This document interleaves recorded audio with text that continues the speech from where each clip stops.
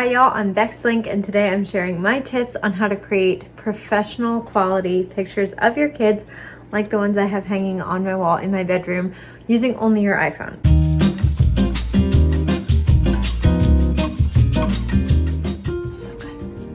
Okay, I love our family photographer.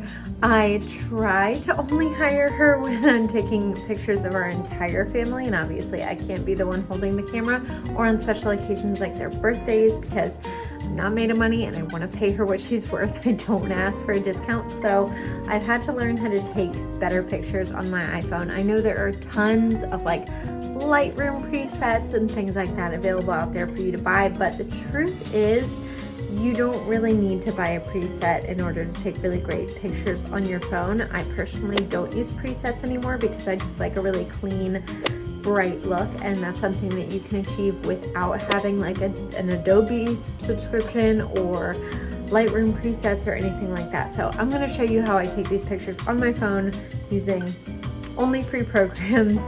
Didn't have to buy a thing. I like to take all of our pictures in the baby's room because that is the room with two windows that have like tons of light pouring in, plus the room is almost entirely white. Our bedroom is not super great for taking pictures in because we only have one window on one side of the wall, and as you can see, our ceiling is black. We like it dark in here when we're sleeping, so there's not a lot of natural light to take really great photos. So that is the room in our house that I take a bunch of photos in. What I really love to do is I take the Snuggle Me organic cushion and I put it under the comforter because that is the really best way to take pretty newborn photos and baby photos on a really clean white backdrop. So I just slide the cushion under, pull the comforter over it, and I have white pillows behind, and then the walls are white in there too. So it's just a really crisp, clean look that looks great in frames.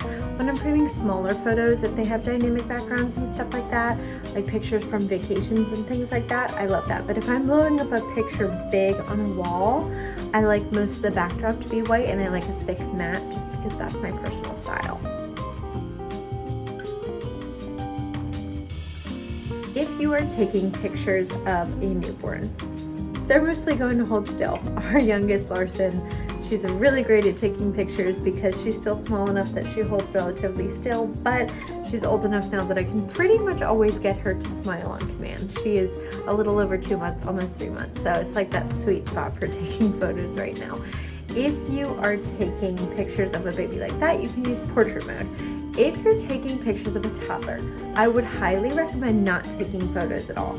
While you're on your iPhone, put it on video mode and then switch it over to 4K. It'll be like in the corner. You can do like 30 frames per second on video, 60 frames per second on video, but if you switch it over to 4K mode, that's going to be the crispest, clearest image, and you can just take a constant video, then put it on your computer and screen grab the image that you like, because toddlers, if they're anything like mine, they're constantly moving and it is so hard to get a good picture of them. The number one thing you have to remember about that is that when you take the video, some people are just going to screenshot it on their phone. That's going to ruin the image quality and you're not going to be able to blow it up really big.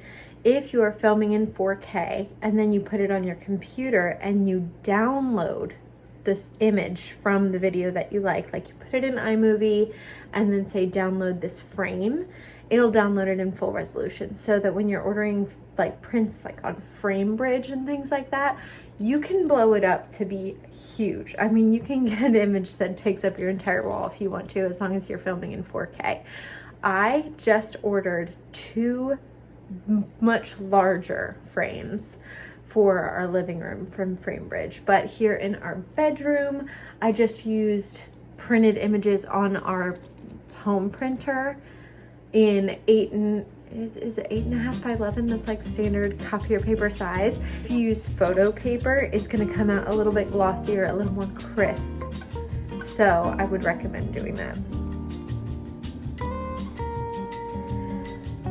When you're editing on your phone, you don't really need a ton of like presets, things like that. All you need is to remember to up your brightness. That's the number one thing. I like to add a cooling effect, like on the warmth meter, I like to go a little bit more towards blue, but again, that's a personal preference because I don't like a lot of yellow tones. You can also use HSL to eliminate all the yellow tones in your picture, but it really depends on what your kids are wearing in the photos. Because if they are wearing yellow, or if they have a lot more yellow tone in their skin, that's gonna wash all that out. So I would recommend just pushing the warmth down a little bit more towards the blue tones. And then sharpening. Sharpening is really important to make sure that if you are printing at home, it comes out really crisp and clean. iPhone images in general aren't going to be as crisp and clear as professional photos, obviously, so upping that sharpness just a little bit is going to be the game changer that makes all of your printing jobs come out so crisp.